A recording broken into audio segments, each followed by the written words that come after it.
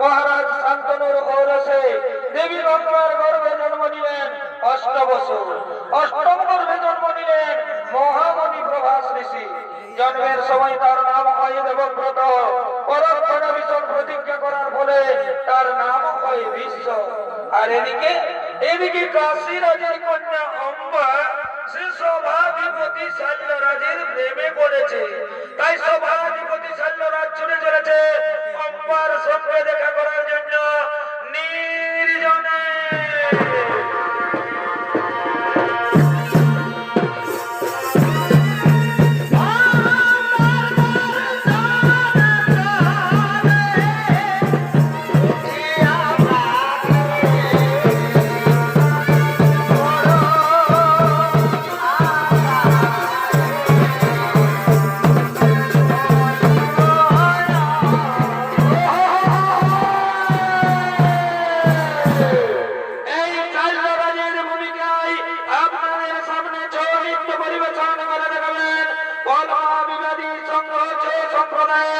এক তরুণ চরিত্র শিল্পী ফকির চন্দ্র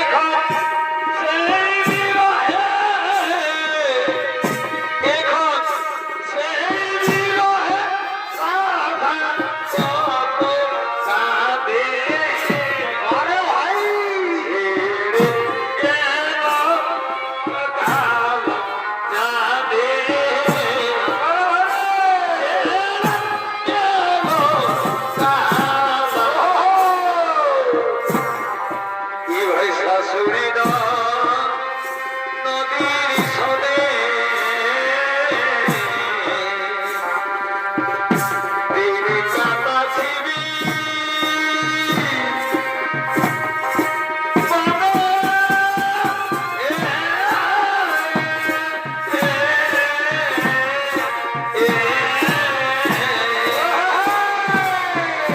আমি সপূর্ণ নয় জানি কামা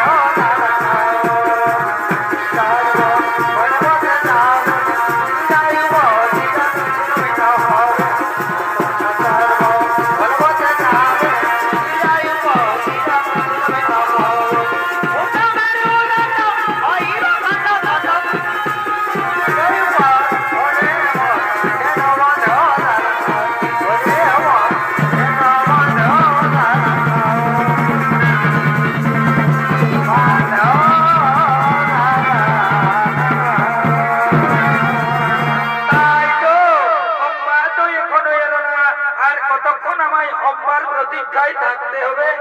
এসেছি, আমি এসেছি তোমার। এই কি অম্বা, তুমি এত দেরি করে কেন এলে অম্বা? অম্বা, তুমি কি বলতে পারো অম্বা, আর কতদিন আমাদের এইভাবে লুকিয়ে লুকিয়ে প্রেম করতে হবে? না কুমার, আর আমাদের এইভাবে লুকিয়ে লুকিয়ে প্রেম করতে হবে না। আগামী কালই তো আমার স্বয়ম্বর সভা, আপনি আমার স্বয়ম্বর সভায় যাবেন। আমি আপনার গলায় মালা দিয়ে আপনাকে আমি স্বামী রূপে বরণ করে নেব কুমার। অম্বা, তুমি সত্যি বলছো তো অম্বা? তুমি আমার গলায় বরমাল্য দিবে তো? হে কুমার, যার সঙ্গে আমার এতদিন থেকে ভালোবাসা, আমি তাকে ছাড়া কি অন্য কোন পুরুষের গলে মালা দিতে পারি কুমার? তাই তুমি আমার, তুমি আমার, তুমি আমার। অম্বা, জানো অম্বা, আজ আমার কি আনন্দ হচ্ছে অম্বা, আজ আমাকে আনন্দে নাচতে ইচ্ছে করছে অম্বা। সত্যি বলছো কুমার? আমারও তাই, আজ আমায় আনন্দে গাইতে ইচ্ছে করছে। এ জীবন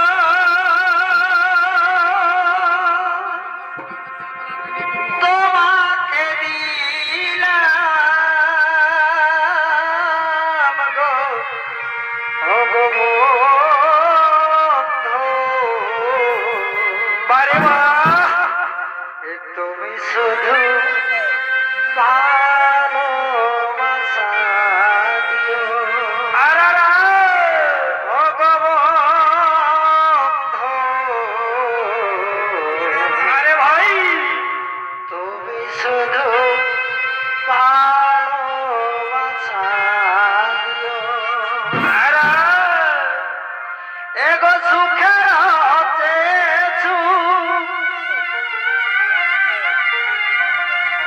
এ তুমি যে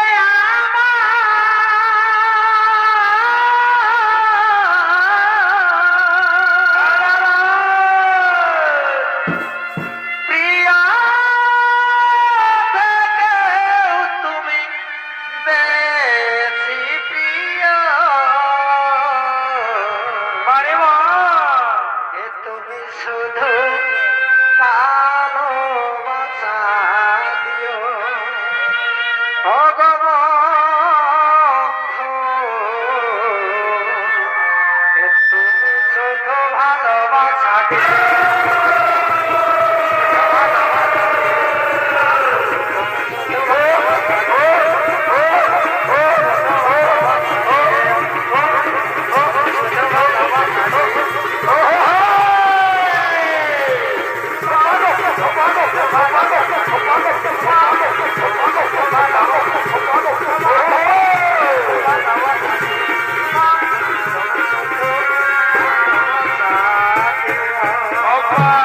আর আমি এখানে বেশিক্ষণ অপেক্ষা করবো না অম্বা, আমাকে তাড়াতাড়ি রাজসভায় ফিরে যেতে হবে।